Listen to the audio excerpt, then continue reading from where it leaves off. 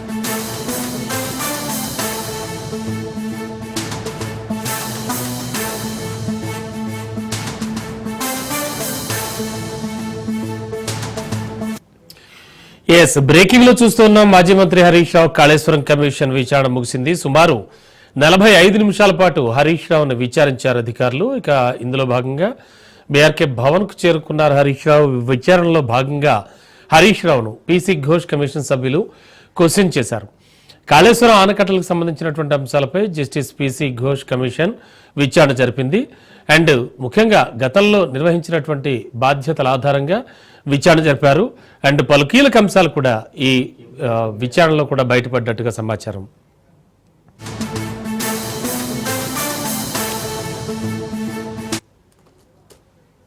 ఇదే అంశానికి సంబంధించి లేటెస్ట్ ఇన్ఫర్మేషన్ మా కరెస్పాండెంట్ సైదులు సిద్ధంగా ఉన్నారు. సైదులు, ఎలాంటి క్వశ్చనర్ ఇచ్చారు వాళ్ళు, అంటే ఏమేమి అడిగారు క్వశ్చన్స్, అండ్ హరీష్ రావు బయటకు వచ్చి మాట్లాడే పరిస్థితి ఏమైనా ఉందా, ఏంటి సిచ్యువేషన్?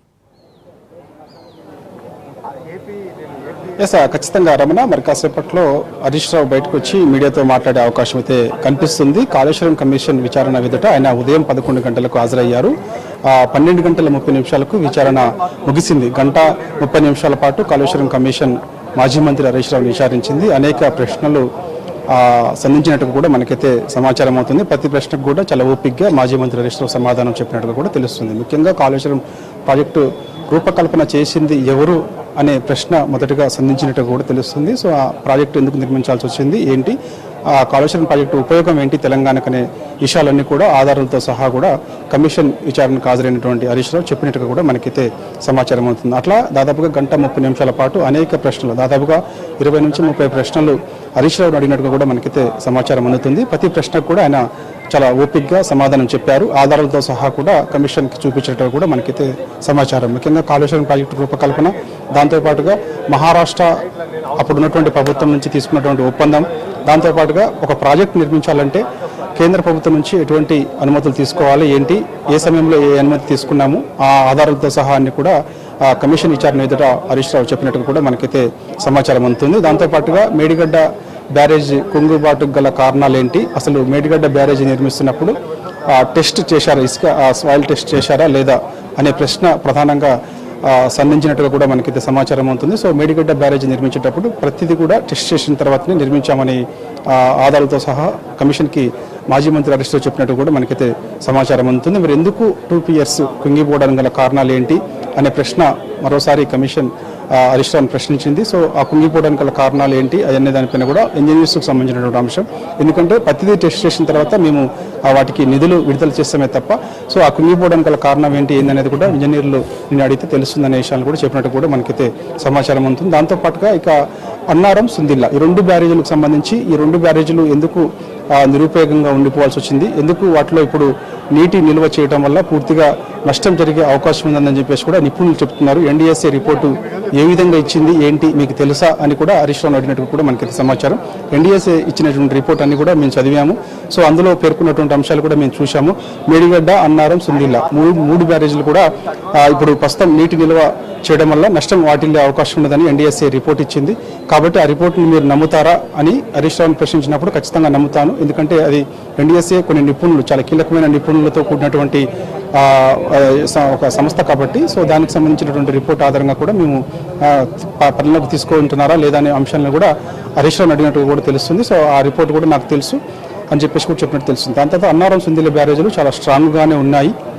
అక్కడ నీటి నిల్వ సామర్థ్యం చేసినా పెద్దగా నష్టం ఉండదు అనేది కూడా హరీష్ రావు చెప్పినట్టు కూడా తెలుస్తుంది. మరి ఎందుకు ఎన్డీఎస్ఏ చెప్పింది అంటే అన్నారం, సుందిల్ల 2 బ్యారేజీలను నీటి నిల్వ చేయడం వల్ల నష్టం వాటిల్లో అవకాశం ఉండదని చెప్పేసి ఎన్డీఎస్ఏ చెప్తుంది. మరి మీరేమో అలా చెప్తున్నారనే ప్రశ్న కూడా అడిగినట్టు కూడా మనకైతే సమాచారం ఉంటుంది. సో వాటికి కూడా కొన్ని సమాధానాలు హరీష్ రావు చెప్పినట్టు కూడా ఆ సమాధానాలు ఆ ప్రశ్నలకు కొన్ని సమాధానాలు కూడా హరీష్ రావు చెప్పినట్టు కూడా మనకైతే సమాచారం ఉంటుంది. సో ఏదేమైనా సరే 1:30 పాటు మాజీ మంత్రి హరీష్ రావుని విచారించారు. ఈ విధంగా వరుసగా కూడా అంటే కాళేశ్వరం ప్రాజెక్టు నిర్మించినప్పటి నుంచి ఇప్పటి వరకు కూడా అంటే మేడిగడ్డ 2 పియర్స్ కుంగినప్పుడు దాని తర్వాత కుంగిన తర్వాత రిపేర్ చేయకుండా ఎందుకు అలా ఉంచాల్సి వచ్చింది, దాని తర్వాత ఎన్నికల కోడ్ కారణంగా ఎందుకు రిపేర్ చేయలేదనే అంశాలు కూడా చెప్పినట్టు కూడా సమాచారం. వాటితో పాటుగా ఇక ఎన్డీఎస్ఏ రిపోర్ట్కి సంబంధించిన అంశాలు కూడా అడిగినట్టు కూడా మనకైతే తెలుస్తుంది. చూడాలి మరి కాసేపట్లోనే వీటితో పాటుగా ఇంకా ఏం ప్రశ్నలు అడిగారు హరీష్ రావు అనేది కూడా మనకి మరి కాసేపట్లోనే హరీష్ రావు మీడియా ముందుకు వచ్చిన తర్వాత మనకి తెలిసే అవకాశం అయితే కనిపిస్తుంది. రమణ. ఓకే సైదులు, ముఖ్యంగా ఆధారాలతో సహా ప్రతి విషయాన్ని వివరించారంటున్నారు. ఎటువంటి ఆధారాలు సమర్పించారు ఆయన అండ్ వాటికి సంబంధించి?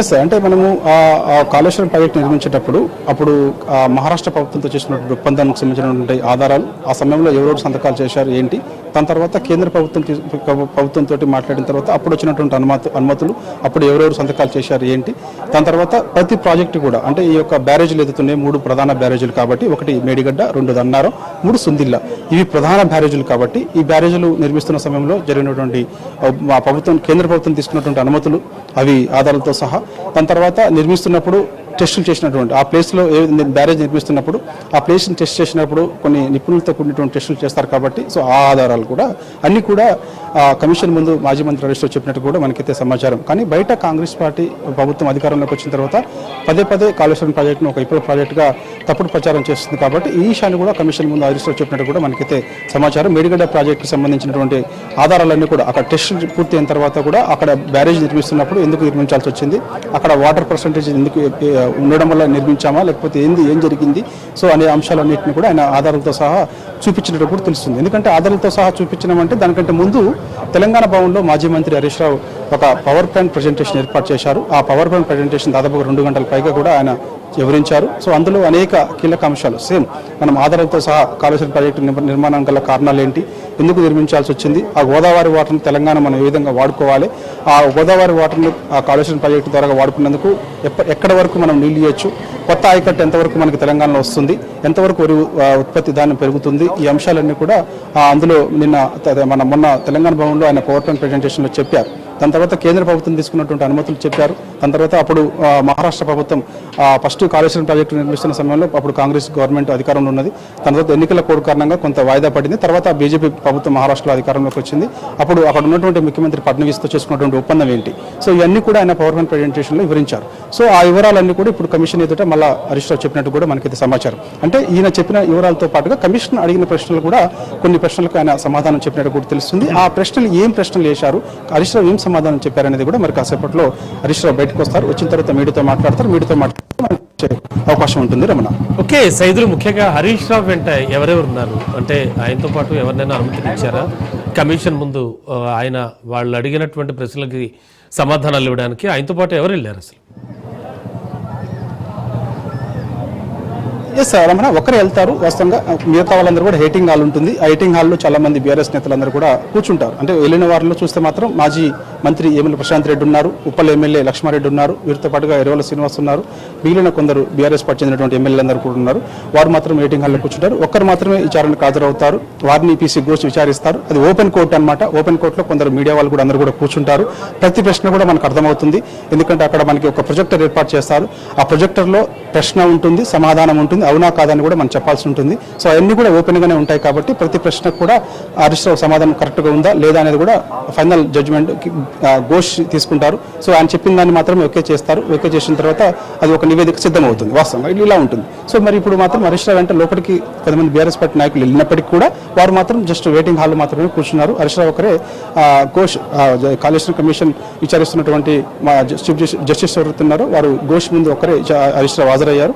వారి ముందు ఓపెన్ కోర్టు కాబట్టి ఇక మీడియా ప్రతినిధులు అందరూ కూడా కూర్చుంటారు. కాబట్టి సో అనేక ప్రశ్నలు వేసినట్టు కూడా మనకి సమాచారం. ఎందుకంటే మనకు కొంత లోపలికి పోలేని పరిస్థితి ఉంది. ఆల్రెడీ లోపల వాళ్ళు మొత్తం ఫుల్గా నిండిపోవడం వల్ల మీకు కొందరు మీడియా మిత్రులందరూ కూడా బయటనే ఉంచాల్సిన అవసరం వచ్చింది. సో కాబట్టి కొన్ని ఏం ప్రశ్నలు వేశారు ఏంటి అనేది కూడా మనకి మరి కాసేపట్లోనే తెలిసే అవకాశం అయితే కనిపిస్తుంది. యాక్చువల్గా ఈ విధంగానే విచారణ జరుగుతుంది. కాళేశ్వరం కమిషన్ విచారణ మొత్తం కూడా ఈ విధంగా జరుగుతుంది. అంటే కొన్ని ప్రశ్నలకి అప్పుడు చీఫ్ ఇంజనీర్స్ విచారించినప్పుడు కూడా ఇదే జరిగింది. ఫస్ట్ ఘోష్ కొన్ని ప్రశ్నలు అడుగుతారు. అంటే ఆ కాళేశ్వరం కమిషన్ జస్టిస్ ఘోష్ కొన్ని ప్రశ్నలు అడుగుతారు. ఆ ప్రశ్నలకి సరైన సమాధానం చెప్తున్నారా లేదా చూస్తారు. దాని తర్వాత ఇక వీళ్ళ మధ్యలో ఉన్నటువంటి కొన్ని కూడా తెలుసుకునే ప్రయత్నం చేస్తారు. దానిలో అదేవిధంగా ఇప్పుడు కూడా హరీష్ రావు కాళేశ్వరం ప్రాజెక్టు గొప్పతనం ఏంటి, తెలంగాణ ఎందుకు నిర్మించామని చెప్పినప్పటికీ కూడా ఎన్డీఎస్ఏ రిపోర్ట్ ఏదైతే ఉందో ఆ రిపోర్ట్లో పేర్కొన్నటువంటి అంశాలని ఖచ్చితంగా పీసీ ఘోష్ హరీష్ రావును అడిగే అవకాశం ఉంది. మరి ఆ ప్రశ్నలకి ఏం సమాధానం చెప్పారనేది కూడా మనకి మరి కాసేపట్లో హరీష్ రావు బయటకు వచ్చి మీడియాతో మాట్లాడితే కానీ తెలిసే అవకాశం అయితే ఉంది. ప్రస్తుతం అయితే ఇంకా లోపటే ఉన్నారు. విచారణ ముగిసింది. అంటే దాదాపుగా 12:30 ముగిసింది. దాదాపు ఇంకా అర్ధగంట మరి దాదాపు 40 నిమిషాలు అవుతుంది. ఇంకా ముగిసిన తర్వాత కూడా లోపటే ఉన్నారు. 40 నిమిషాలు అవుతుంది. మరి కాసేపట్లోనే బయటకు వస్తారని చెప్పేసి కూడా మనకైతే సమాచారం అందుతుంది. Ramana. Okay, thank you Saidulu.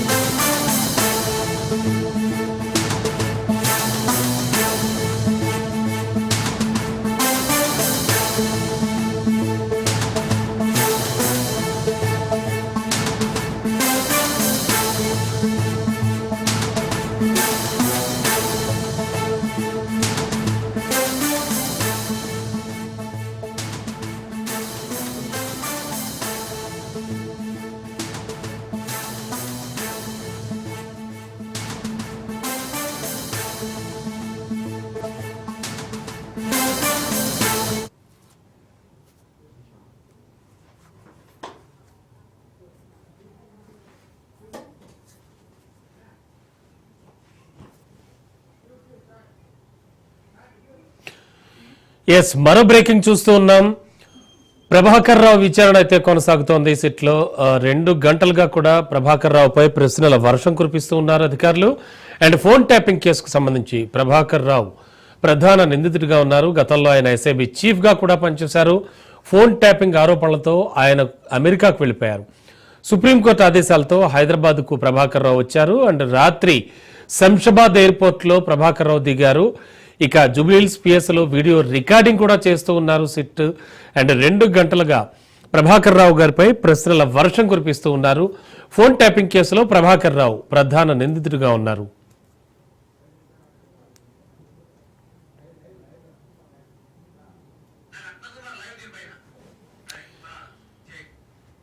Yes, ఇదే అంశానికి సంబంధించి లేటెస్ట్ ఇన్ఫో అందించడానికి మా కరెస్పాండెంట్ రత్నకుమార్ సిద్ధంగా ఉన్నారు. రత్న, ఏం జరుగుతోంది? దాదాపు 2 అవర్స్ పైబడి ఈ విచారణ అయితే కొనసాగుతోంది అంటున్నారు. ఏమైనా ఫీలర్స్ బయటకు వచ్చాయా? అంటే ఆయన సహకరిస్తూ ఉన్నారా అధికారులకి? అండ్ ప్రజెంట్ సిచ్యువేషన్ ఏంటి? ఇంకా ఎంతసేపు కొనసాగేటువంటి అవకాశం కనిపిస్తోంది విచారణ? ప్రస్తుతం ఫోన్ ట్యాపింగ్ కేసులో ప్రధాన నిందితుడిగా ఉన్న ఎస్ఐబి మాజీ చీఫ్ ప్రభాకర్ రావు విచారణ కొనసాగుతోంది. ప్రస్తుతం ఇన్వెస్టిగేషన్ టీం ఆయన్ను విచారిస్తూ ఉన్నారు ఈ ఫోన్ ట్యాపింగ్ కేసులో. ముఖ్యంగా ఇప్పటి వరకు మనకు అందినటువంటి సమాచారాన్ని బట్టి గంటన్నరగా కొనసాగుతున్నటువంటి యొక్క విచారణలో అనేక కీలక విషయాలను ప్రభాకర్ రావు నుంచి ఇన్వెస్టిగేషన్ టీం రాబడుతున్నట్లుగానే మనకు సమాచారం ఉంటుంది. ఇక ముఖ్యంగా అతన్ని ప్రశ్నిస్తున్నటువంటి ప్రశ్నల్లో భాగంగానే అనేక కీలకమైనటువంటి ఆ ప్రశ్నలను ప్రభాకర్ రావు ముందుంచారు. ఎందుకంటే ఫోన్ ట్యాపింగ్ కేసు అనేది ఇప్పటి వరకు కూడా పూర్తిగా ప్రభాకర్ రావు చుట్టూనే తిరుగుతుంది. ఇప్పటి వరకు అరెస్ట్ అయినటువంటి వ్యక్తులు, అలాగే వచ్చినటువంటి స్టేట్మెంట్లు ఇవన్నీ కూడా ప్రభాకర్ రావును సెంట్రిక్గా చేసుకునే ప్రతి ఒక్కళ్ళు కూడా సమాధానం చెప్పడం జరిగింది. కాబట్టి వీటన్నిటిని, ఈ ప్రశ్నల మొత్తాన్ని కూడా ప్రభాకర్ రావు ముందుంచి ఆయన యొక్క వివరణను ఇన్వెస్టిగేషన్ టీం తీసుకున్నట్లు కూడా తెలుస్తుంది. అయితే ఇక 2024 మార్చి 5వ తేదీన ఎప్పుడైతే ప్రభాకర్ రావు మీద కేసు నమోదైందో, కేసు నమోదైన తర్వాత ఆయన ఇమ్మీడియట్గా విదేశాలకు పారిపోయారు. ఇన్వెస్టిగేషన్ టీంకి కానీ లేకపోతే పోలీసులకు దొరకకుండా ఇక్కడ నుంచి వెళ్ళిపోవడం జరిగింది. సో అప్పటి నుంచి ఈ 14 నెలల పాటు జరిగినటువంటి వ్యవహారానికి సంబంధించి కూడా పూర్తిగా ప్రస్తుతం ఇన్వెస్టిగేషన్ టీం ఆయన్ను ప్రశ్నిస్తున్నారు. ఇక అందులో భాగంగానే ఆయన కొన్ని కీలక ప్రశ్నలు కూడా అడగటం జరుగుతుంది. ఇందులో మొదటిగా అసలు ఎప్పుడైతే కేసు నమోదైందో, ఫోన్ ట్యాపింగ్ కేసులో మీ మీద కేసు నమోదైందో, కేసు నమోదైనటువంటి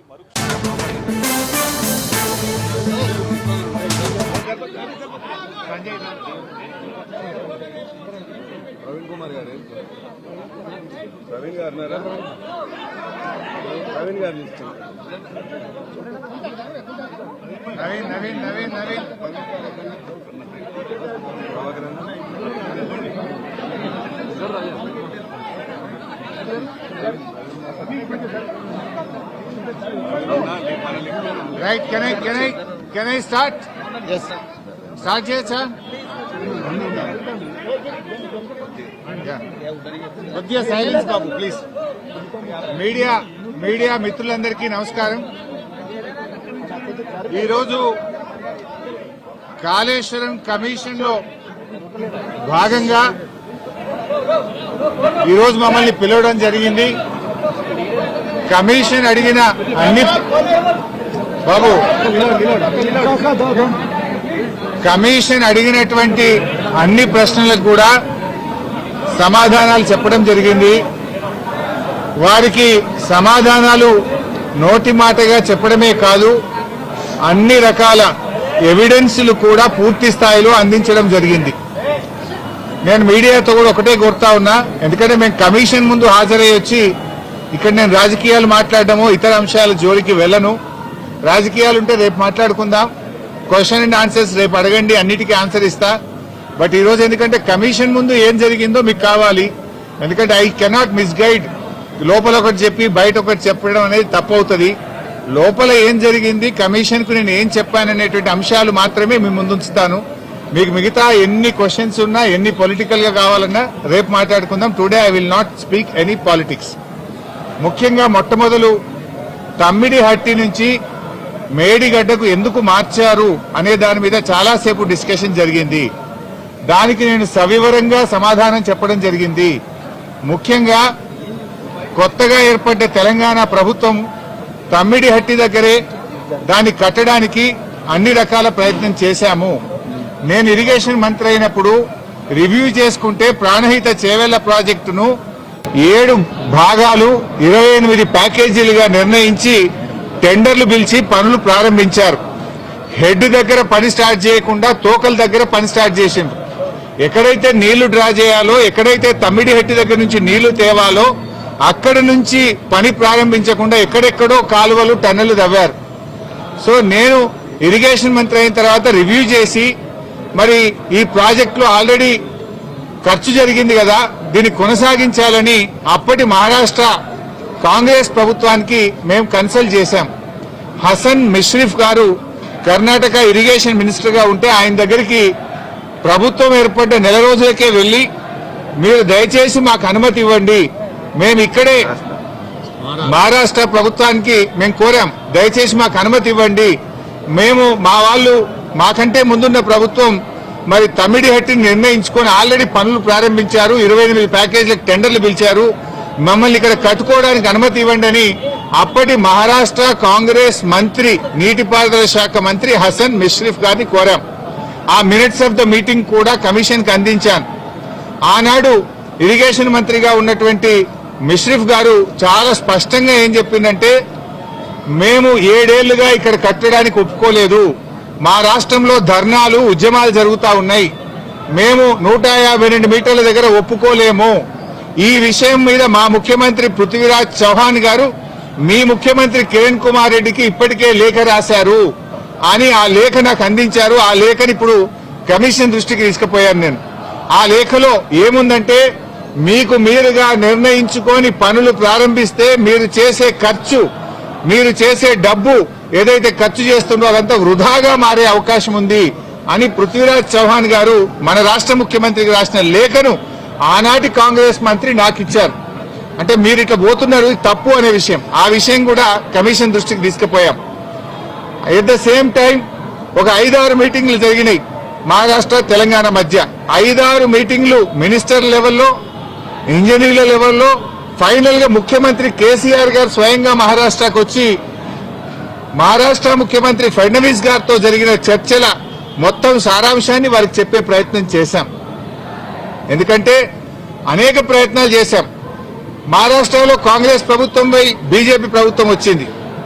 అప్పుడు గిరీష్ మహాజన్ గారు నీటిపారుదల శాఖ మంత్రిగా ఉంటే 2015 జనవరిలో నేను వెళ్లి గిరీష్ మహాజన్ గారిని కూడా మీరు ఎంత నష్టపరిహారం అడిగినా ఇస్తాము, దయచేసి మాకు ఉద్యమాల్లో నుంచి వచ్చిన ప్రభుత్వం, నీళ్ల కోసమే తెలంగాణ ఉద్యమం జరిగింది, నీళ్లే మాకు జీవాధారం, మాకు తమ్మిడిహట్టి దగ్గర అనుమతించండి అని గిరీష్ మహాజన్ గారిని కూడా కోరాం. ఆయన కూడా ససేమిరా అన్నారు. అప్పుడు మన రాష్ట్ర ముఖ్యమంత్రి కేసీఆర్ గారు స్వయంగా మహారాష్ట్రకు వచ్చి అక్కడ మహారాష్ట్ర రాజ్భవన్ లో విద్యాసాగర్ రావు గారి గవర్నర్ గారి సమక్షంలో మహారాష్ట్ర ముఖ్యమంత్రి ఫడ్నవీస్ గారిని 17 ఫిబ్రవరి 2015 రోజు తమ్మిడిహట్టి దగ్గర బ్యారేజ్ కట్టడానికి అనుమతి ఇవ్వండి అని అనేక రకాలుగా కేసీఆర్ గారు మహారాష్ట్ర ప్రభుత్వాన్ని, మహారాష్ట్ర ముఖ్యమంత్రి గారికి విజ్ఞప్తులు చేశారు. అయినా వారు ససేమిరా అన్నారు. ఫడ్నవీస్ గారు మాట్లాడుతూ మాకంటే ముందు 7 ఏళ్లు కాంగ్రెస్ ప్రభుత్వం ఉండే, 7 ఏళ్లు కాంగ్రెస్ ప్రభుత్వం తమ్మిడిహట్టి దగ్గర ఒప్పుకోనప్పుడు ఇవాళ నేను బీజేపీ గవర్నమెంట్, ఆ రోజు తమ్మిడిహట్టి దగ్గర కట్టొద్దని నేనే ధర్నాలు చేసినా, పోరాటాలు చేసినా, ఇవాళ నేనెట్లా ఒప్పుకుంటా, రాజకీయంగా అది ఎట్లా సాధ్యమవుతుంది, ఒప్పుకునే ప్రశ్నే లేదని ఆ రోజు కరాఖండిగా మహారాష్ట్ర ముఖ్యమంత్రి గారు కేసీఆర్ గారికి చెప్పారు. అంటే 7 ఏళ్లు మహారాష్ట్రలో కాంగ్రెస్, ఢిల్లీలో కాంగ్రెస్, మన దగ్గర కాంగ్రెస్, 3 చోట్ల కాంగ్రెస్ ప్రభుత్వం ఉన్నా తమ్మిడిహట్టి దగ్గర బ్యారేజీలకు ఒప్పించడంలో, అగ్రిమెంట్ చేయడంలో, పనులు చేయడంలో ఆనాటి కాంగ్రెస్ ప్రభుత్వం పూర్తిగా ఫెయిల్ అయింది. నాటి కాంగ్రెస్ ప్రభుత్వంలో ఉత్తమ్ కుమార్ రెడ్డి, కోమటిరెడ్డి వెంకటరెడ్డి, శ్రీధర్ బాబు వీళ్లే తెలంగాణ ప్రాంతం నుంచి మంత్రులుగా ఉన్నారు. మీరు పట్టించుకోలే, 7 ఏళ్లు మీరు చేయలే. బట్ అయినా మేము అన్ని రకాలుగా ప్రయత్నం చేశాం. ఇంత మధ్యలోనే, ఈ సమయంలోనే సెంట్రల్ వాటర్ కమిషన్ తమ్మిడిహట్టి దగ్గర నీళ్లు లేవు అని 2 లేఖలు రాసింది. 2 లేఖల్లో స్పష్టంగా అక్కడ నీటి లభ్యత తక్కువ ఉంది, మీరు ప్రత్యామ్నాయం చూసుకోండి అని మనకు కేంద్ర సిడబ్ల్యూసి మనకు చెప్పడం జరిగింది. అదేవిధంగా అదే సిడబ్ల్యూసి మీరు కట్టిన రిజర్వాయర్లు తక్కువ ఉన్నాయి, రిజర్వాయర్ల సంఖ్య పెంచుకోండి అని కూడా చెప్పింది. ఇవన్నీ లెటర్లు కూడా ఈరోజు కమిషన్కి ఇచ్చాం. సిడబ్ల్యూసి నుంచి వచ్చిన 3 లేఖలు ఈరోజు కమిషన్కి ఇచ్చాం. అప్పుడు కూడా కేసీఆర్ గారు ఒకవైపు మహారాష్ట్ర ఒప్పుకోవడం లేదు, రెండవ వైపు నీళ్లే లేవు. ఈ పరిస్థితుల్లో ఏం చేయాలని కేంద్ర ప్రభుత్వ సంస్థ వ్యాప్కోస్ కు కేసీఆర్ గారు మరి ఏం చేయాలో ప్రత్యామ్నాయం సూచించండి అని వ్యాప్కోస్ కు మేము ఇవ్వడం జరిగింది. వ్యాప్కోస్ ఎవరో అల్లాటప్ప సంస్థ కాదు, అది సిడబ్ల్యూసిలో అంతర్భాగము, కేంద్ర జలవనరుల శాఖలో అంతర్భాగము. ఆ వ్యాప్కోస్ కి ఇస్తే వ్యాప్కోస్ లైడార్ సర్వే చేసి డీటెయిల్డ్ గా ఎగ్జామిన్ చేసి మాకు మేడిగడ్డ దగ్గర నీటి లభ్యత ఉంటది, అక్కడ ప్రాజెక్టు కట్టుకోండి అని వ్యాప్కోస్ అనే సంస్థ చెప్పింది. ఆ వివరాలు కూడా కమిషన్ కి అందించాం. సో వ్యాప్కోస్ నివేదిక మేరకు, సెంట్రల్ వాటర్ కమిషన్ సూచనల మేరకు మహారాష్ట్ర ఒప్పుకోకపోవడం వల్ల మన ఇంజనీర్ల రికమెండేషన్ మేరకు ఆనాడు రాష్ట్ర ప్రభుత్వం నీళ్లు లేని చోట నుంచి నీళ్లున్న చోటకు మేడిగడ్డ ప్రాజెక్టుకు రూపకల్పన చేశాం. మీరు ఆనాడు నీళ్లు లేని చోట ప్రాజెక్టు ఇరికిచ్చే ప్రయత్నం చేసినారు. 7 ఏళ్లలో మహారాష్ట్రాన్ని ఒప్పించలేకపోయారు. అక్కడ వైల్డ్ లైఫ్ ప్రాజెక్టు కూడా ఉంది, చాప్రాల్ అనే వైల్డ్ లైఫ్ ప్రాజెక్టు కూడా తమ్మిడిహట్టి దగ్గర ఉంది. వైల్డ్ లైఫ్ ప్రాజెక్టుకి అనుమతి రావాలంటే 10 ఏళ్లు అవుతుంది. మరి పోరాటాల నుంచి నీళ్ల కోసం ఉద్యమించిన తెలంగాణ ప్రభుత్వం నీళ్ల కోసం మేము వ్యాప్కోస్ యొక్క ఆలోచన మేరకు, సూచనల మేరకు నీళ్లు లేని చోట మీరు ప్రాజెక్టు ప్రతిపాదిస్తే నీళ్లు ఉన్న చోటికి మార్చడం జరిగింది. ఎందుకు మార్చామనేది documents, evidences, meeting minutes, central water commission లెటర్లు, మహారాష్ట్ర ముఖ్యమంత్రి రాసిన లెటరు అన్నింటినీ కూడా కమిషన్ కు పూర్తి ఆధారాలతో సహా సమర్పించడం జరిగింది. ఎందుకు మార్చవలసి వచ్చిందో సవివరంగా చెప్పేటువంటి ప్రయత్నం మేము చేయడం జరిగింది. కాళేశ్వరం కార్పొరేషన్ కు కేబినెట్ అనుమతి ఉందా అని అడిగారు. కేబినెట్ అనుమతి ఉంది అని స్పష్టంగా వివరాలన్నీ కూడా అందించడం జరిగింది. అదేవిధంగా బ్యారేజీ లొకేషన్ మార్పుల గురించి కూడా అడిగారు. అన్నారం సుందిళ్ల గురించి అది ప్యూర్లీ టెక్నికల్ డెసిషన్. ఇంజనీర్లు డీటెయిల్ సర్వే ఆధారంగా దేశంలో అనేక ప్రాజెక్టులకు కూడా ఈ రకంగా మారుతుంటాయి. మన నాగార్జున సాగర్ కూడా మారింది, ఎస్ఆర్ఎస్పి ప్రాజెక్ట్ కూడా మారింది. సో అది ఏదన్నా డెసిషన్ బ్యారేజ్ కొంత ముందుకు వెనకకు జరిగేది అది ఇంజనీరింగ్ డిపార్ట్మెంట్ తీసుకోవాల్సినటువంటి నిర్ణయాలు అనేటువంటి విషయాన్ని కూడా కమిషన్ గారు అడిగినప్పుడు మేము చెప్పడం జరిగింది. మొత్తంగా ఈ ప్రాజెక్టులో రిజర్వాయర్ల కెపాసిటీ ఎంత, నీటి నిల్వ సామర్థ్యం ఎంత ఉంది అని అడిగితే 141 టీఎంసీల సామర్థ్యం ఉందని చెప్పి కూడా మేము వారికి చెప్పడం జరిగింది. అదేవిధంగా కాళేశ్వరంను కొంతమంది ఇవాళ పిచ్చి పిచ్చిగా కూలేశ్వరం అని మాట్లాడుతున్నారు. మొన్ననే నేను ప్రజెంటేషన్ లో కూడా సవివరంగా చెప్పాను. కాళేశ్వరంలో 100 భాగాలు ఉన్నాయి. 100 భాగాల్లో అన్ని ఇంటాక్ట్ ఉన్నాయి. లైక్ ఇప్పుడు మనం మొన్న అనుకున్నట్టుగా 3 బ్యారేజీల్లో, అదేవిధంగా కాళేశ్వరంలో 16 రిజర్వాయర్లు, 19 సబ్స్టేషన్లు, 21 పంప్ హౌస్లు, 203 కిలోమీటర్ల గ్రావిటీ టనెళ్లు, 98 కిలోమీటర్ల ప్రెషర్ మెయిన్స్, 1531 కిలోమీటర్ల గ్రావిటీ కెనాల్స్, ఇవన్నీ కూడా ఇంటాక్ట్ ఉన్నాయి. ఒకవైపు ముఖ్యమంత్రి గారు మొన్న పోయి గంధమల్లకు శంకుస్థాపన చేశారు. మరి గంధమల్లకు నీళ్లు ఎక్కడి నుంచి పోతాయి? మల్లన్న సాగర్ నుంచి పోతాయి. మల్లన్న సాగర్ ఎక్కడిది? కాళేశ్వరంలో అంతర్భాగం. ఇంకొక వైపు హైదరాబాద్ కు మూసీ సుందరీకరణకు నీళ్లు తెస్తా అంటున్నారు. ఎక్కడి నుంచి తెస్తా అంటున్నారు? మూసీకి హైదరాబాద్ కు 30 టీఎంసీల నీళ్లు తెస్తామంటున్నారు. మల్లన్న సాగర్ నుంచి తెస్తామంటున్నారు. మల్లన్న సాగర్ ఎక్కడిది? కాళేశ్వరంలో అంతర్భాగం. అంటే ఇంత స్పష్టంగా ఒకవైపు ప్రభుత్వమే కాళేశ్వరం మీద ఆధారపడి హైదరాబాద్ కు 30 టీఎంసీల నీళ్లు తేవడానికి టెండర్లు పిలుస్తుంది. ఇంకొక వైపు మల్లన్న సాగర్ మీద ఆధారపడ్డ గంధమల్లకు టెండర్లు పిలిచి ముఖ్యమంత్రి శంకుస్థాపన చేస్తారు. ఇంకొక వైపు కాళేశ్వరం కూలింది, కుప్పకూలింది, కాళేశ్వరం లేదంటారు. అంటే ఇవాళ ప్రభుత్వం డొల్లతనం పూర్తిగా బయటపడ్డది. ఎప్పటికైనా కాళేశ్వరమే తెలంగాణకు లైఫ్ లైన్, జీవధార అనేది ఇవాళ ప్రజలకు స్పష్టమైంది. కమిషన్ ముందు కూడా చాలా వివరంగా అన్ని కూడా మేము ఏది నోటి మాటగా చెప్పలే, విత్ డాక్యుమెంటరీ ఎవిడెన్స్, సాక్ష్యాధారాలతో సహా గత ప్రభుత్వంలో తీసుకున్న నిర్ణయాలు, సిడబ్ల్యూసి రిపోర్ట్లు, వ్యాప్కోస్ రిపోర్ట్లు, కేబినెట్ నిర్ణయాలు అన్ని కూడా ఆధారాలతో సహా కమిషన్ కోరిన విధంగా మేము సబ్మిట్ చేయడం జరిగింది. See, today no questions, all political questions I will answer tomorrow in Telangana Bhavan.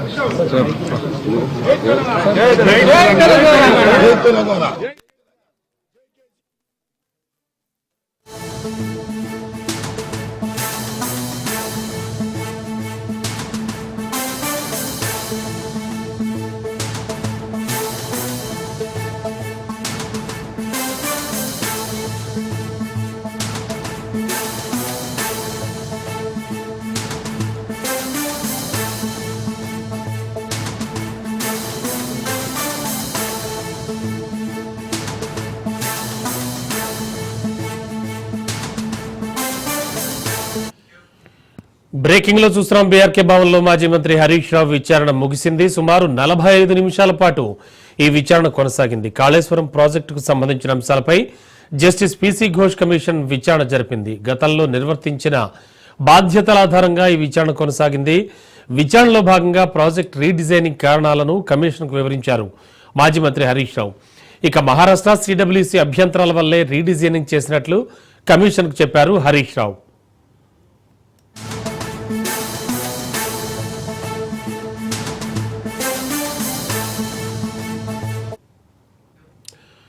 Tummidihatti వద్ద నీటి లభ్యత సమస్య వల్ల రీడిజైనింగ్ చేసినట్లు కమిషన్కు వివరించారు హరీష్ రావు.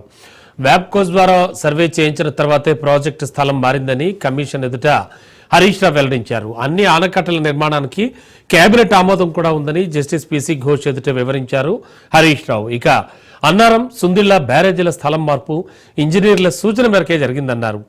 హరీష్ రావు. ఇక ప్రాజెక్టుల స్థలాల మార్పు గతంలోనూ కొన్ని ప్రాజెక్టుల విషయంలో జరిగిందన్నారు హరీష్ రావు.